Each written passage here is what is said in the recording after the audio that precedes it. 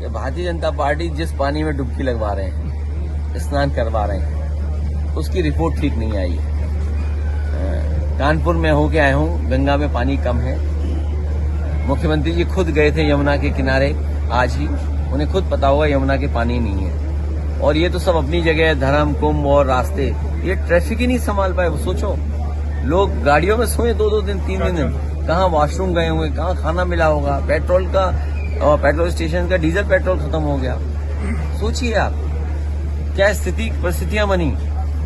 और श्रद्धालुओं की बड़े पैमाने पे जान गई, भगदड़ में गई है, खोए हुए वो नहीं मिल रहे हैं, लोग एफआईआर लिखाना चाहते हैं। उसके साथ साथ जब वो अपने घर गए या घर से आए तो बड़े पैमाने पर श्रद्धालुओं की जान भी गई है। उनको भी मुआवजा वही मिलना चाहिए जो मुआवजा सरकार ने ऐलान किया। ठीक, धन्यवाद। हमें और आपको उलझाते रहे ट्रिलियन में। दिल्ली वालों ने कहा 5 ट्रिलियन, लखनऊ वालों ने कहा 1 ट्रिलियन। हम और आपको सबको उलझाया ट्रिलियन में और खुद ले लिए बिलियन इन्होंने। सर सत्ता में आपको उलझाया ट्रिलियन में कि 1 ट्रिलियन 5 ट्रिलियन और खुद ले लिए इन्होंने 21 मिलियन। और ये कौन कह रहा है? केवल 21 मिलियन की बात नहीं, जो बात हम लोग कहते आए थे कि बैलेट पेपर से वोट पड़ना चाहिए। सोचिए, अमेरिका के राष्ट्रपति का कहना कि MIT या जो एक्सपर्ट्स हैं कंप्यूटर में, या जो साइंटिस्ट हैं टेक्नोलॉजी के, या और तमाम जो इस कारोबार से जुड़े हुए बड़े लोग हैं, वो महसूस करते हैं कि इलेक्ट्रॉनिक वोटिंग मशीन से वोट पड़ना खतरनाक भी है और उसमें बहुत कुछ होता है अंदर ही अंदर, जो कह रहे हैं अपने बातों में। इसलिए बैलेट के पक्ष में उन्होंने ही बोला। अब हमें उम्मीद है कि भारतीय जनता पार्टी की आंखें खुल गई होंगी और भारतीय जनता पार्टी 21 मिलियन की शर्म को बचने के लिए, अपने आप को बचाने के लिए बैलेट का वोटिंग शुरू कराएंगे। जब वो कह रहे हैं कि 1 नेशन 1 इलेक्शन, तो यूपी का चुनाव कराएं एक फेज में। 1 नेशन 1 इलेक्शन, उससे पहले 1 फेज में चुनाव करा के दिखाएं और कम से कम अपने मित्र की बात माने, जो अमेरिका में मित्र हैं, इनके दोस्त हैं, कि वो चाहते हैं बैलेट से वोट पड़े। अच्छा, प्रधानमंत्री जी अभी ये बागी खोल दिया है जो तीर्थयात्री के लिए, लेकिन किसी भी बीजेपी के नेता ने उन्हें धन्यवाद नहीं दिया मुस्लिम समाज को। क्या कहोगे सर? कई पत्रकार साथियों ने वो खबरें चलाई हैं, स्टोरीज की हैं, जहां पर श्रद्धालुओं की मदद मुस्लिम समुदाय के साथ साथ अन्य समुदायों ने बड़े पैमाने पर की।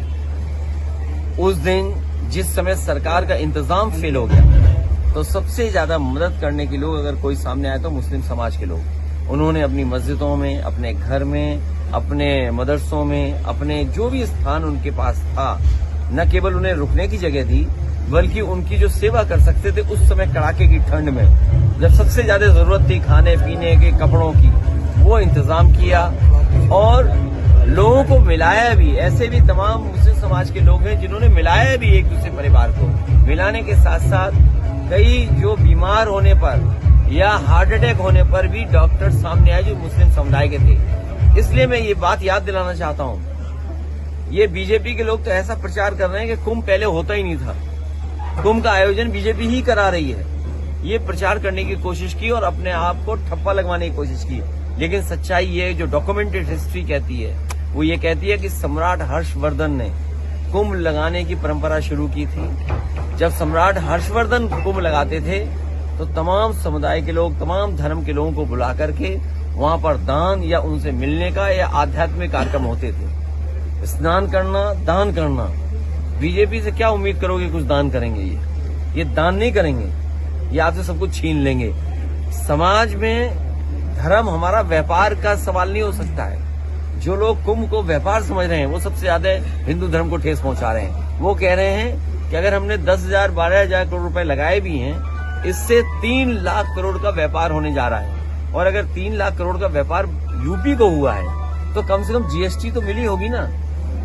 अगर 3 लाख करोड़ का कारोबार हुआ है तो आप सब व्यापार से जुड़े लोग हैं, तो हमें मुख्यमंत्री जी ये बताएं कि GST कितनी मिली होगी। और अगर GST मिली है और अगर GST का आंकड़ा नहीं दे रहे हैं तो मुख्यमंत्री जी की वही बात होगी 46 में 56 वाली। US एड को लेकर क्या कहेंगे? लगा चाहता हूँ, लेकिन भारतीय जनता पार्टी जब कभी भी समीक्षा करेगी तो भारतीय जनता पार्टी और उनके तमाम धार्मिक लोग, और मैं तो कहूंगा कि इस देश के तमाम वो लोग जो धार्मिक कार्यों से जुड़े लोग हैं, वो कम से कम उत्तर प्रदेश के मुख्यमंत्री और जो कुंभ संपन्न हुआ उसकी समीक्षा जरूर करें। और जिस समय वो समीक्षा करेंगे वो महसूस करेंगे कि हमारे कुंभ को और पौराणिक जो परंपरा रही है या कुंभ के आयोजन में सबसे ज्यादा श्रद्धालुओं को अगर ठेस और सबसे ज्यादा श्रद्धालु अगर कभी अपमानित हुआ है तो वो इनकी सरकार में जो कुंभ का आयोजन हुआ है। कुंभ में जितने भी श्रद्धालु आए उन्हें भरोसा बढ़ा और तब भरोसा बढ़ा जब मुख्यमंत्री जी ने ये कहा कि कुंभ में हमने 100 करोड़ लोगों की तैयारी की है। और उसके बाद लगातार जिस तरीके से बड़े बड़े वीआईपी लोग आए, देश के प्रधानमंत्री जी ने स्नान किया, राष्ट्रपति जी ने स्नान किया, कोई भी ऐसा नहीं बचा होगा। खासकर भारतीय जनता पार्टी की अलग बात है कि अभी भी भारतीय जनता पार्टी में बहुत सारे लोग बचे हैं जो स्नान करने नहीं पहुंचे हैं, लेकिन बड़े पैमाने पे लोग आए। और जब लोगों ने देखा कि निमंत्रण बड़े बड़े लोगों को जा रहा है, प्रतिष्ठित लोगों को जा रहा है, संपन्न लोगों को जा रहा है, तो लोगों का भरोसा बढ़ा और भरोसे के साथ लोग कुंभ के स्नान के लिए आए।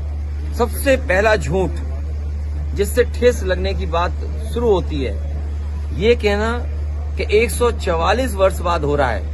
अगर ये बात उन्होंने पहले कही 144 साल बाद पहली बार हो रहा है, तो उनके घोषणा पत्र और उनका जो बजट अभी आया है, उस बजट की स्पीच में आप देखेंगे दूसरी लाइन ये लिखी है कि कुंभ का जो आयोजन है वो हर इतने वर्षों के बाद होता है, 144 वर्षों के बाद ही होता है, 12 वर्षों के बाद ही होता है। तो ये जो ठेस पहुंचाने का काम, मार्केटिंग करना, अपने आप को चमकाना उसमें, ये किसी ने किया तो भारतीय जनता पार्टी ने सबसे ज्यादा धर्म को ठेस पहुंचाई है। और एनजीटी और यूपी पॉल्यूशन बोर्ड जैसे डबल इंजन आपस में टकरा रहे हैं, उसी तरह ये दोनों विभाग भी टकरा रहे हैं। अब तो साइंटिस्ट भी टकराने लगे हैं। तो मैं तो कहूंगा ये डबल इंजन सरकार नहीं है। जब से साइंटिस्ट एक दूसरे से टकरा रहे हैं तो ये डबल ब्लंडर वाली सरकार है। सर, महाकुंभ में सर